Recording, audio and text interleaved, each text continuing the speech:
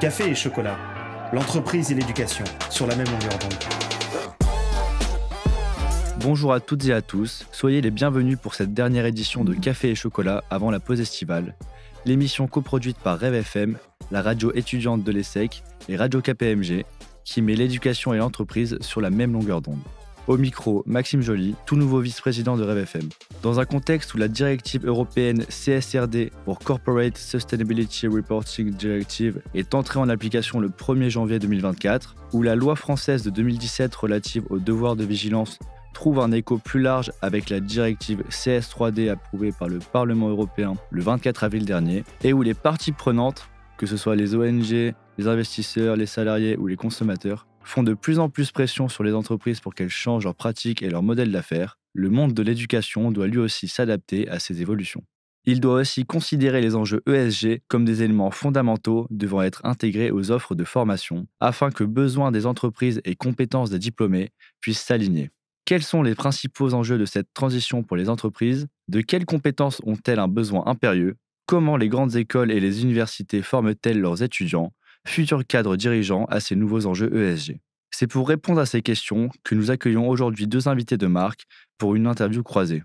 Verena Butt-Despous, Chief Customer Officer de Blablacar, et Vincenzo Vinzi, directeur général du groupe ESSEC. Après cet échange, nous vous proposerons notre habituel coup de cœur de l'émission, consacré aujourd'hui à une pièce de théâtre que nous vous recommandons d'aller découvrir, La réunification des deux Corées.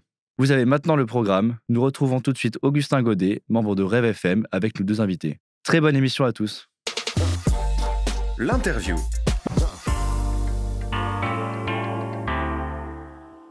Bonjour Verena Butt-Despous, bonjour Vincenzo Vinzi. Bonjour. Bonjour Augustin. C'est un grand plaisir de vous recevoir sur les ondes de Café et Chocolat. Et merci d'avoir accepté notre invitation radiophonique. Verena, vous avez débuté votre carrière en tant qu'analyste ESG en Suisse pour un des premiers fonds d'impact il y a de ça 20 ans. Puis vous avez ensuite occupé plusieurs postes de communication institutionnelle dans la finance environnementale à Londres, fonction que vous avez ensuite occupée chez Blablacar, avant de finalement devenir Chief Customer Officer. Quant à vous, Vincenzo Vinci, vous êtes titulaire d'un master en économie et gestion de l'entreprise et d'un doctorat en statistique et informatique. Jusqu'en 2007, vous enseignez à l'université de Naples. En 2002, dans le cadre d'un échange, vous entrez à l'ESSEC et vous en devenez ensuite professeur de statistique. Vous êtes ensuite élu doyen des professeurs de l'ESSEC en 2011, puis êtes nommé directeur général du groupe ESSEC en 2017. Verena Butt-Despous, ma première question sera donc pour vous. Les entreprises font face à une pression grandissante de la part des régulateurs, européens notamment, mais aussi des parties prenantes, que ce soit les consommateurs, les investisseurs, les ONG, pour aller vers une économie plus vertueuse, plus durable. Donc ma question est la suivante. Dans quelle mesure Blablacar est-il impacté par cette lame de fond et comment est-il amené à repenser son modèle d'affaires? Alors, merci pour cette question. Alors déjà, c'est une question à laquelle je suis très sensible parce que, comme vous le disiez, il y a 20 ans, j'ai commencé dans un fonds d'impact où c'était exactement l'objectif, le fonds d'impact, à travers le regard de l'investisseur, de demander d'avoir des exigences vis-à-vis des entreprises sur leur performance environnementale et sociale. C'est un catalyseur formidable pour qu'une entreprise mette ces sujets sur le haut de la pile. Aujourd'hui, je suis du coup de l'autre côté, du côté de l'entreprise, et je vois effectivement que quand des investisseurs nous demandent des comptes sur ces sujets, ça accélère la nécessité de formaliser, de mesurer sa performance environnementale et sociale, et donc son impact, et de s'inscrire dans une démarche de progrès avec les process qui vont derrière et de faire en sorte que ces sujets aient bonne place au sein des différentes priorités d'une entreprise, parce que c'est toujours ça, l'enjeu dans la gestion d'une entreprise, c'est de prioriser entre les nombreux objectifs qu'une entreprise peut avoir et les contraintes de ressources pour y répondre. Maintenant que j'ai dit ça, Blablacar est un cas assez atypique parce que Blablacar, by design, en fait, est une entreprise qui a un business model qui est construit sur l'optimisation des ressources. Et le cœur de métier, c'est la mise en relation des voyageurs pour permettre de partager leur trajet. Donc, on arrive à générer plus de mobilité pour moins d'émissions de CO2. Et au-delà des impacts environnementaux, les impacts sociétaux comme l'accès à la mobilité ou le désenclavement des territoires ou même le lien social qui résulte du brassage social qu'il y a dans les véhicules grâce au partage. Donc, quand notre activité grandit, quand les objectifs, si vous voulez, de croissance sont atteints, mécaniquement, les externalités positives croissent également. Donc, Ça, c'est tellement au cœur du modèle économique que les deux sont très liés. Et en ce sens, peut-être notre réponse diffère de ce que des modèles qui n'ont pas forcément été bâtis avec ça au cœur du moteur doivent à présent faire pour répondre aux exigences. Cependant, ce n'est pas parce que c'est au cœur de l'ADN qu'il n'y a rien à faire. Au contraire, il faut continuer de répondre à cette promesse. Et le gros effort pour l'entreprise aujourd'hui que nous sommes est également dans la mesure d'impact pour s'assurer d'un progrès continu. Et tout ça s'inscrit dans les exigences de reporting, que ce soit pour les investisseurs ou les parties prenantes, mais en tout cas les exigences de reporting qu'il y a en France et en Europe aujourd'hui, qui vont d'ailleurs vers des exigences plus fortes d'ici 18 mois, et qui demandent une organisation interne très solide pour des process de mesure d'impact très robustes, et qui ensuite, eux, vont permettre la bonne prise de décision parce que on améliore en réalité que ce qu'on arrive vraiment à mesurer. Donc tout commence par la bonne mesure. Donc justement, au sein de Blablacar et des transformations qu'il y a au sein de votre entreprise, est-ce que ça nécessite de nouvelles compétences, de nouveaux profils? Vous avez des exemples peut-être à donner? Oui, alors je dirais que ce que ça nécessite, c'est que les profils qui viennent dans une entreprise parce qu'ils sont attirés par la RSE doivent s'assurer d'avoir dans leurs compétences d'être très analytiques et de savoir comment relier les enjeux environnementaux et sociaux à une excellente compréhension de l'entreprise et de son modèle d'affaires. Parce que le risque que j'ai observé, c'est que parfois le sujet de la RSE est traité trop en silo, que ce soit par les experts externes qui nous ont accompagnés sur ces sujets ou que ce soit par les talents qui peuvent être intéressés par ces sujets et qui cherchent à rejoindre l'entreprise et qui en fait se sont tant attardés sur la spécificité du sujet de la RSE, les méthodologies derrière la RSE, etc., qu'ils en ont oublié de s'intéresser à l'ensemble dans lequel cela va venir s'inscrire. Et pour qu'une politique RSE soit puissante, elle doit être au cœur de la stratégie et donc elle doit être portée par des talents qui ont une vraie curiosité, une vraie compétence pour comprendre ces modèles économiques, pour être assez analytique pour comprendre ce que ces fameux chiffres qui seront la mesure d'impact, comment ils viennent s'inscrire dans les autres chiffres d'activité de l'entreprise, et ensuite avoir aussi la capacité à aller engager les parties prenantes internes et donc être assez articulé pour porter l'agenda RSE au sein, comme je disais plutôt, de toutes les autres priorités qui peuvent exister dans une entreprise et s'assurer que ces chiffres d'impact et cette stratégie RSE soient au cœur de la stratégie globale et du reste des données qui permettent de se faire une idée sur la performance de l'entreprise. Je vais m'adresser à Vincenzo maintenant. Au travers de vos échanges réguliers avec les entreprises, vous ont-elles exprimé des besoins particuliers concernant justement ces compétences spécifiques et dans quelle mesure leurs attentes en matière d'ESG ont-elles évolué? Merci beaucoup pour votre question qui touche un sujet qui est au cœur de nos préoccupations parce qu'une école comme l'ESSEC se doit être toujours dans l'excellence académique, mais en même temps aussi dans la pertinence de nos formations, de nos programmes, que ce soit pour la nouvelle génération, que ce soit pour les gars dirigeants. Et donc, cela implique qu'on doit être toujours à l'écoute des entreprises, des organisations, pour continuer à être pertinent, pour s'adapter, mais également pour anticiper les besoins, parce qu'in fine, l'objectif que nous avons, c'est celui d'avoir un impact via nos formations, via nos recherches, via ce que nous faisons en accompagnant les entreprises de l'organisation. Et donc, sur le sujet spécifique que vous évoquez, dans les échanges que nous avons avec les entreprises, moi, je vois deux besoins spécifiques. Le premier, c'est celui d'avoir des experts du sujet, lesquels nous mettons en place des formations spécifiques, des formations spécialisées, donc qui vont vraiment en profondeur de ce sujet. J'en prends deux pour donner des exemples concrets. Le Master of Science in Sustainability Transformation et aussi le Bachelor Act. Act, ça veut dire apprendre à conduire les transitions. Celui-ci, nous le faisons avec l'université CY. Et donc, ce sont des formations pour la nouvelle génération spécifiques sur ces sujets. Mais il y a aussi un autre besoin qui est celui que toutes les personnes à l'intérieur de l'entreprise soient accouturées aux défis de l'ESG, ce qui nécessite de repenser pour nous, la Business School, l'ensemble d'un programme généraliste. Et pour que ces sujets-là ne soient pas limités à des spécialistes qui souhaitent connaître en profondeur ce sujet, et ce sujet soit compris, appréhendé par l'ensemble des étudiants. Et donc, c'est dans cet esprit que nous avons transformé l'ensemble de nos cours fondamentaux pour intégrer avec une approche transversale les enjeux environnementaux et sociaux et éviter la dissonance cognitive. Mais l'un des autres grands enjeux, c'est celui de la formation continue. Donc, la formation tout au long de la vie, la formation pour les gars dirigeants, parce que former les nouvelles générations, c'est absolument nécessaire. Mais si on s'arrêterait là, cela mènerait à un changement au compte-gouttes, car il y a quelques milliers d'étudiants formés chaque année, tandis qu'il y a des millions de managers, de dirigeants en activité. Donc, c'est pour cela que nous avons des programmes courts, sur mesure, dédiés en formation continue, que nous travaillons aussi avec des entreprises qui souhaitent faire des programmes sur mesure au sein de l'entreprise, leurs salariés, leurs dirigeants, afin justement d'intégrer les questions d'ESG dans leurs réflexions, dans leurs actions. Et donc, en se reposant, oui, sur les jeunes diplômés qui arrivent, mais en ne se reposant pas uniquement sur ces jeunes diplômés, afin d'avoir, je dirais, un impact encore plus profond et plus rapide. Donc, comme vous l'avez mentionné, l'un des principaux objectifs de l'ESSEC, c'est bien de faciliter l'insertion professionnelle de ces étudiants, notamment vis-à-vis de ces enjeux-là. Comment traduisez-vous donc ces nouvelles attentes ESG des entreprises dans vos programmes classiques? Vous en avez déjà parlé, mais plus précisément que ce soit donc dans le programme Grande École, vos bachelors ou encore la formation continue.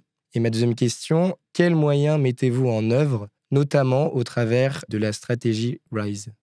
Oui, merci de cette question. Voilà, dans la continuité de ce que je vous ai partagé il y a quelques instants, nous avons mis ce sujet au cœur de notre stratégie actuelle, la stratégie 2020-2024 de l'école, qui s'appelle RISE, dans laquelle il y a des piliers thématiques stratégiques. Et un de ces piliers est justement le pilier qui concerne la transition écologique et sociale. Nous avons souhaité mettre ces deux dimensions, l'environnement et la dimension sociale, ensemble.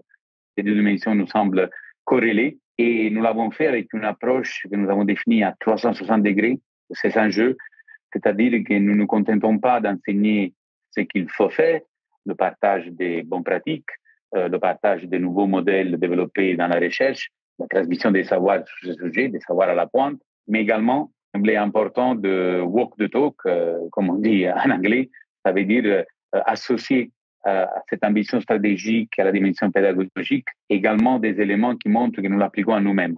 Et très important, c'est là aussi la transformation dans notre vie de campus, parce que l'ESSEC, en tant qu'école, est aussi une organisation avec des campus sur 3 continents, avec des opérations sur le campus. Donc là, toute une série d'actions, par exemple, le lundi sans viande, l'installation de panneaux solaires, un jardin comestible sous les toits de notre campus de Singapour, une politique de mobilité responsable pour l'ensemble de nos étudiants. Bref, un certain nombre d'actions qui concernent pas la dimension pédagogique de l'école, mais justement l'ESSEC en tant qu'organisation.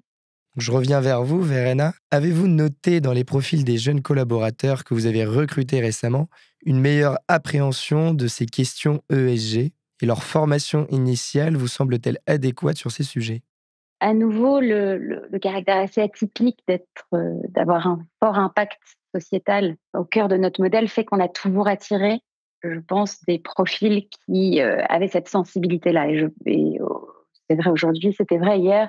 Aujourd'hui, cependant, les enjeux étant davantage compris et le momentum du changement étant plus puissant, oui, clairement, on note au sein des candidats, des candidates que nous recrutons, qu'il y a une vraie compréhension, un vrai souci de ces enjeux, ce qui est formidable parce qu'en fait, ce sont tous du coup aussi des acteurs, actrices du changement au sein de l'entreprise et que c'est plus facile d'amorcer du changement quand les différentes personnes qui vont devoir porter ces changements sont alignées sur la raison et l'importance du sujet. Après, la RSE, il y a une équipe qui doit être à la fois avoir la compréhension technique des sujets, c'est-à-dire par exemple, la mesure de l'empreinte carbone, par exemple les méthodologies très pointues de reporting, ou alors sur des secteurs industriels, parce que nous, on n'a pas d'actifs industriels, on est une entreprise de la tech, mais tout ce qui touche à la transformation et aux impacts de ces actifs industriels. Donc, il y a des connaissances pointues techniques. En parallèle de ça, il y a un côté très chef d'orchestre de conduite du changement et la manière de gérer les parties prenantes internes pour articuler les changements nécessaires, pour embarquer Et ça touche peut-être à des compétences qui sont clairement moins techniques, qui peuvent venir d'autres métiers. On peut voir des personnes qui viennent d'autres métiers, mais qui apportent cette énergie un peu transversale parce qu'il y a une bonne compréhension des enjeux et qu'il y a moins besoin des aspects techniques. Et pour revenir sur le premier point dans les questions précédentes, je pense que tout ça est d'autant plus puissant qu'il y a une maîtrise analytique et une compréhension de la manière dont ça s'inscrit dans l'ensemble des enjeux de l'entreprise. Je pense qu'il y a donc tout un... Quand j'entends M. Vinzi parler de la formation pointue et technique et en même temps de la formation plus généraliste qui doit aller autour, je pense que ce sont vraiment les deux piliers essentiels et l'un sans l'autre est très incomplet. On sent que tout ce qui a à voir avec la RSE semble maintenant un peu incontournable. Vincenzo Vinci, est-ce à dire que maintenant, tous les cursus de formation doivent obligatoirement inclure une dimension ESG? Je dirais qu'une entreprise qui n'a aucune politique ESG aujourd'hui est une entreprise qui va au-devant de graves inconvénients à moyen ou long terme. Donc, la plupart des entreprises ont intégré ce sujet. Et partant de ce constat, en tant que business school, nous devons être à l'avant-garde de cette transformation pour former les talents qui demain, et même dès aujourd'hui, seront intégrés ces sujets dans la vie des entreprises. Parce qu'in fine, c'est très important que les personnes qui se forment et se transforment en l'ESSEC soient ensuite capables de créer de la valeur et de manière responsable, durable, juste, positive, et en inscrivant, en réalité, c'est ça, à mon avis, qui fait aussi beaucoup la différence, toute action dans le long terme. Et ça, c'est côté entreprise. Et en même temps, c'est aussi une demande très forte des étudiants. Ne pas inclure les questions d'ESG serait perçu comme être dépassé. On ne peut plus enseigner le management, le business en 2024 sans intégrer les enjeux du changement climatique qu'on ne peut pas enseigner ou plus enseigner comme s'il n'y avait pas la révolution de l'intelligence artificielle ou des questions d'innovation, des questions d'entrepreneuriat, des questions de data. Donc, c'est extrêmement important. Mais il ne faut pas le faire parce qu'il y a une demande, une pression, un besoin.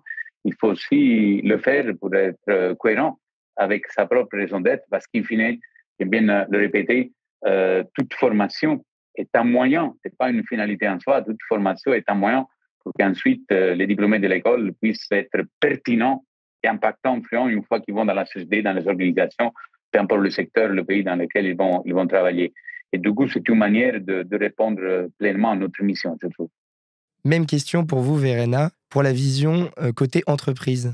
En fait, aujourd'hui, quelqu'un qui n'a pas été formé ou ouvert aux enjeux ESG a un blind spot, comme on dit, considérable, parce que c'est un des grands enjeux de société et ça c'est au cœur de la gestion des risques et des opportunités d'une entreprise. Donc en fait, quel que soit notre rôle dans une entreprise, on est confronté à de la gestion de risque et ou à comment saisir les opportunités. Et aujourd'hui, les enjeux RSE sont déterminants dans ce qui peut créer un risque pour une entreprise ou au contraire aussi une opportunité de venir résoudre un problème de société. Donc on peut pas aujourd'hui la RSE doit être saisie par tous ceux qui contribuent à créer de la valeur dans l'entreprise. Qu'on parle d'une équipe légale qui doit comprendre quels sont les risques liés à ça, qu'on parle d'une équipe marketing qui doit saisir que ce sont des sujets importants pour l'audience à laquelle on s'adresse, que ce soit... bref, toutes les équipes au sein d'une entreprise doivent être sensibilisées à cela. Et donc, une formation qui vise à développer des talents doit être teintée de ces grands enjeux de société et permettre de donner les clés aux managers de demain sur comment naviguer cet environnement pour l'entreprise qui n'est pas simple. Il y a une grande responsabilité pour l'entreprise et il y a des sujets qui ne sont pas simples à naviguer. Donc, c'est très important d'en avoir conscience, d'y avoir été exposé, d'y avoir réfléchi pour contribuer à créer de la valeur. Les étudiants plébiscitent les grandes écoles et universités, aussi en fonction de leur offre de formation. Concernant les étudiants à l'ESSEC, les sentez-vous aujourd'hui plus concernés par les questions ESG? Et pensez-vous qu'inclure ces sujets dans les parcours académiques proposés constitue-t-il un vrai facteur d'attractivité? Les programmes spécialisés que je mentionnais tout à l'heure, le Master of Science in Sustainability Transformation et le Bachelor Act, sont vraiment très appréciés des étudiants et surtout, ils répondent à une quête d'engagement et de sens. Et c'est ça une des demandes très, très fortes que nous percevons de la part de nos étudiants. Et ça, c'est pour les programmes spécialisés, mais également les transformations apportées dans nos cours fondamentaux reçoivent aussi de très bons échos. Et pour autant, ce n'est pas seulement une approche, j'ose dire, marketing ou de satisfaction des étudiants qui nous guident. Ce choix fort de mettre une démarche de transition écologique et sociale au cœur de notre stratégie, c'est avant tout une conviction qu'une business school du XXIe siècle doit traiter ces sujets en profondeur. Il va rester pertinente et impactante. Ça, c'est vraiment une conviction qui anime l'ensemble des équipes pédagogiques de l'école. Le confort, vous voyez, aurait été d'ajouter quelques cours électifs sur le sujet, ouvrir un nouveau programme, comme les écoles, je disais tout à l'heure, ça très bien le faire. Choisir d'engager l'école dans une démarche holistique, en revanche, est beaucoup plus exigeant, mais aussi beaucoup plus utile pour la société. Car, in fine, c'est notre rôle d'accompagner les étudiants, les participants en formation continue dans leur formation et dans leur transformation aussi en tant qu'individu, mais également d'accompagner les entreprises et les organisations dans la recherche de solutions qui ne sont pas encore définitivement acquises et qui sont très importantes pour justement faire face aux défis du monde contemporain. Et ça, justement, ça passe par la formation, la transformation, l'accompagnement des entreprises, création de nouveaux savoirs, de nouveaux modèles, et aussi en trouvant le bon équilibre entre la profondeur de la spécialisation et en ne s'arrêtant pas là, parce que si on s'arrête là, on risque de créer de nouveaux silos. Donc pour rebondir sur la question de l'attractivité, le modèle économique de Blablacar tourne autour de la voiture et plus généralement du transport des personnes. Constatez-vous une forme de réticence des jeunes diplômés à rejoindre ce secteur d'activité parfois pointé du doigt pour son impact défavorable sur l'environnement? On constate plutôt le contraire, parce que en fait, Blablacar, c'est pas la voiture, c'est l'optimisation de la voiture. C'est très différent. Donc en fait, depuis toujours, justement, l'attractivité de Blablacar a été dans quelle mesure on est un accélérateur de changement de comportement pour aller vers des comportements plus sobres et qui permettent de le faire sans devoir sacrifier sa mobilité. Aujourd'hui, on permet à plus de monde de se déplacer pour moins d'émissions de CO2. En fait, on optimise les sièges vides dans des voitures déjà sur la route. Donc, ça, c'est un des rares modèles qui permet de répondre à l'urgence écologique et d'ailleurs aussi aux enjeux du pouvoir d'achat sans devoir sacrifier quelque chose. C'est vrai qu'une grande partie de la complexité pour notre société contemporaine de résoudre ces enjeux, c'est qu'il y a souvent une forme de sacrifice. Là, en l'occurrence, c'est vrai que la vertu du modèle est qu'elle permet de répondre à plusieurs enjeux à la fois par l'optimisation, l'optimisation d'actifs qui étaient gâchés, en fait, qui étaient sous-utilisés. Donc non, on constate au contraire plus ces enjeux sont saisis, compris, plus les talents qui souhaitent nous rejoindre sont sensibles à cette offre-là. Et d'ailleurs, au sein de l'entreprise, sont, comme je le disais tout à l'heure, des catalyseurs de changement parce que c'est vrai qu'on a beaucoup de talents qui sont venus parce que cette mission a un impact positif aujourd'hui. À notre connaissance, il n'existe pas de cadre réglementaire pour évaluer les formations académiques dispensées en matière d'ESG. Donc je me tourne vers vous, Vincenzo. Dès lors, comment une école comme l'ESSEC s'assure-t-elle de la pertinence de ces programmes dans ces domaines? Oui, là, j'ai le plaisir de vous partager de bonnes nouvelles parce que les choses ont beaucoup évolué dans le secteur. Quelques exemples concrets. Désormais, l'ESG représente une dimension spécifique dans le rapport de la HSRES, qui est l'agence de l'État français qui évalue les établissements d'enseignement supérieur et de recherche, tant au niveau de l'établissement qu'au niveau de la production de recherche de ces programmes. Donc, le fait que cette dimension fasse aujourd'hui partie de l'évaluation l'établissement en France est un signal fort qui oblige à se mobiliser pour se transformer de manière qualitative. C'est vrai aussi pour tous les échanges et partage de pratiques au sein de la CDFM, qui est la conférence des écoles françaises de management, dans l'évaluation des programmes spécifiques par la CFDG, qui est la commission d'évaluation des formations des écoles de gestion en France. Il y a un référentiel commun pour l'ensemble des écoles, etc., etc. Donc voilà, il y a beaucoup d'éléments spécifiques qui font qu'il y a une attention particulière au moment des accréditations, des évaluations des écoles. Il y a également des classements commencent à intégrer des dimensions ESG dans leurs critères, ce qui est très positif, tant les classements, j'ose dire, généralistes, qui nationaux, internationaux, mais également il y a des classements spécialisés. L'ESSEC est d'ailleurs classé numéro 1 sur le sujet par les EcoStar Change Now ces 2 dernières années.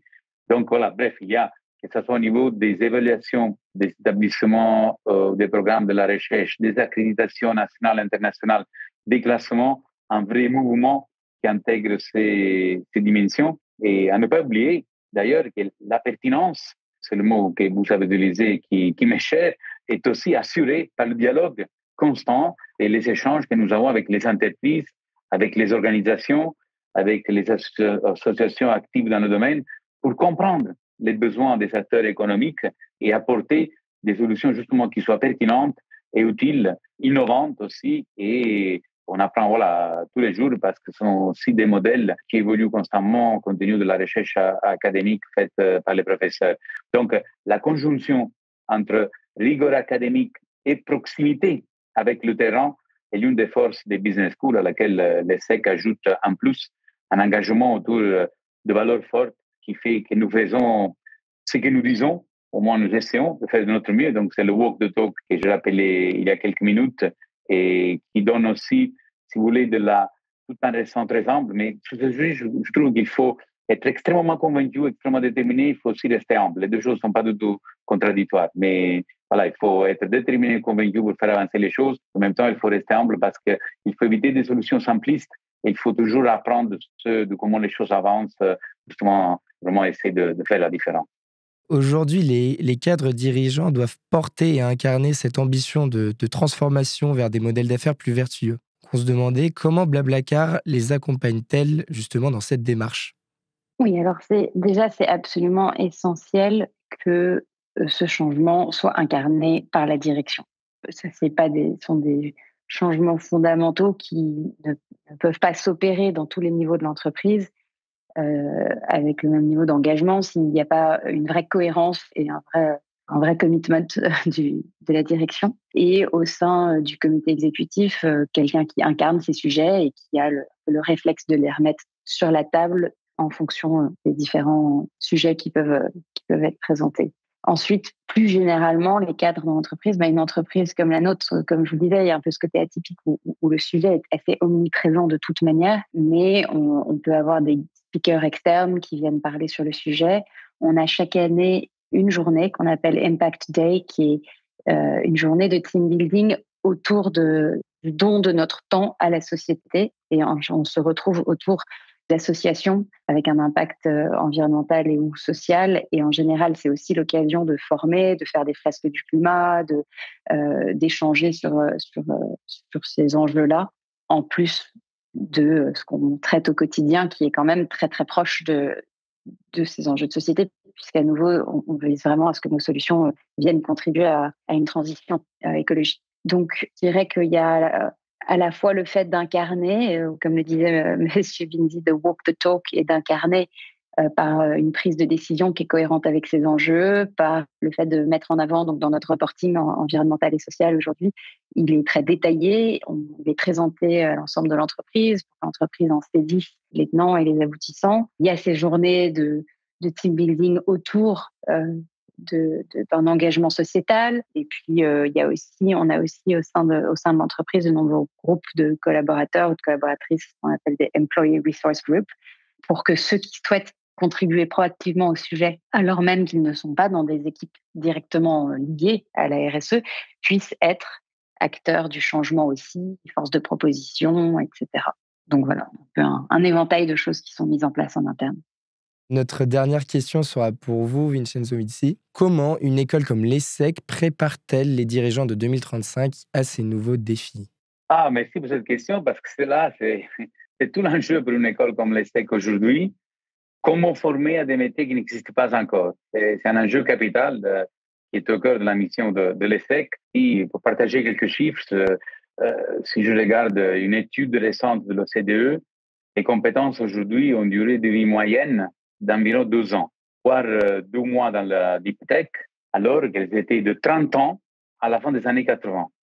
Des chiffres quand même qui font réfléchir parce que ça nous oblige à préparer les futurs dirigeants, à faire preuve de mobilité intellectuelle, apprendre tout au long de leur vie, car cette évolution rapide et j'ose dire imprévisible du monde pousse à devoir agir de manière stratégique en situation d'incertitude et en sachant qu'il faut toujours être capable de renouveler ses compétences, d'avoir, moi j'aime bien dire qu'il faut que les leaders, que ce soit dans le monde économique, social, même politique, il faut qu'ils soient des leaders de plus en plus scientifiques. Qu'est-ce que cela veut dire? Ça veut dire qu'ils arrivent à appliquer une méthode scientifique, ça veut dire être capable de questionner, de se remettre en question, et trouver à l'innovation et de poser les questions, aussi de se mettre dans une posture de dialogue et justement d'écoute. C'est ça la caractéristique de la méthode scientifique.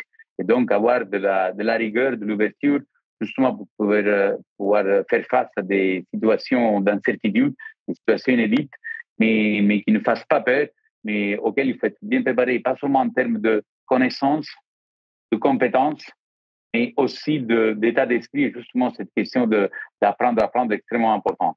Et d'ailleurs, c'est un peu le cœur aussi de le cœur et le sens de notre devise à l'ESSEC, Enlighten and Lead a Change, éclairer, impulser, transformer. Et les dirigeants qui passent par l'ESSEC, qui se forment et se transforment à l'ESSEC, sont aussi capables de prendre des décisions et d'être acteurs. Des acteurs, ça veut dire pas spectateurs de ce qui est en train de se passer, des changements qu'éventuellement on subit, mais être acteur, voilà, c'est vraiment une approche proactive pour ne pas subir, mais être vraiment acteur et faire en sorte d'intervenir et faire avancer les choses. Donc, c'est vraiment ce qui anime la mission quotidienne de ces écoles et qui fait que le rôle sociétal que nous portons est encore plus important que jamais. Écoutez, merci beaucoup Verena Boudespous et Vincenzo Vizzi pour votre éclairage sur l'impact que les sujets ESG ont sur les besoins des entreprises et les réponses qui sont apportées par le monde de l'éducation. Et belle journée à vous. Merci encore. Merci beaucoup. Merci à vous. Merci, au revoir. Notre coup de cœur culturel.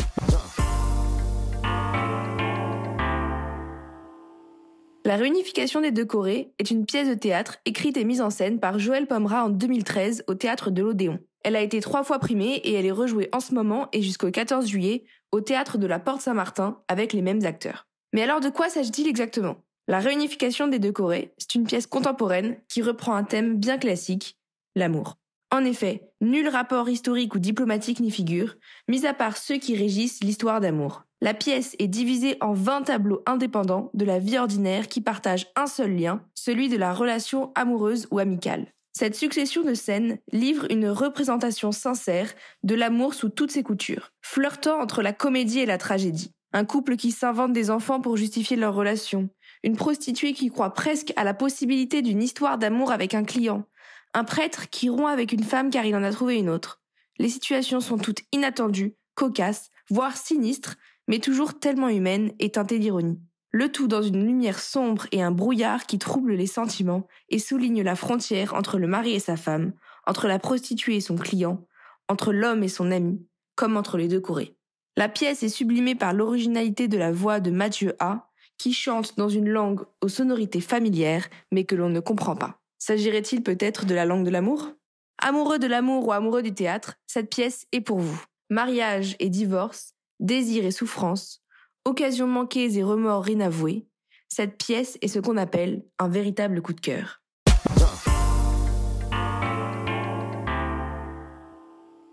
Nous venons de le voir avec nos invités. Si la pression grandissante autour des enjeux ESG oblige les entreprises à s'interroger sur leurs pratiques et à se transformer, elle fait surtout naître des nouveaux besoins en matière de compétences et de profils. Pour répondre à ces nouveaux besoins, pour continuer à fournir aux étudiants les clés d'une intégration réussie dans le monde de l'entreprise, mais aussi pour satisfaire leurs aspirations grandissantes sur des sujets de société fondamentaux, le monde de l'éducation doit continuer de se transformer en intégrant dans ses offres de formation ces nouvelles dimensions. Entreprises, salariés, écoles et étudiants doivent se mobiliser pour apporter leur pierre à l'édifice d'un monde qui change. Cette émission est maintenant terminée. Nous espérons que vous avez pris autant de plaisir à l'écouter que nous à la préparer. Nous vous donnons rendez-vous à la rentrée. Merci pour votre fidélité. Très bel été à toutes et à tous et à bientôt sur les ondes de Café et Chocolat. Café et Chocolat, une émission de Radio KPMG et de Rêve FM.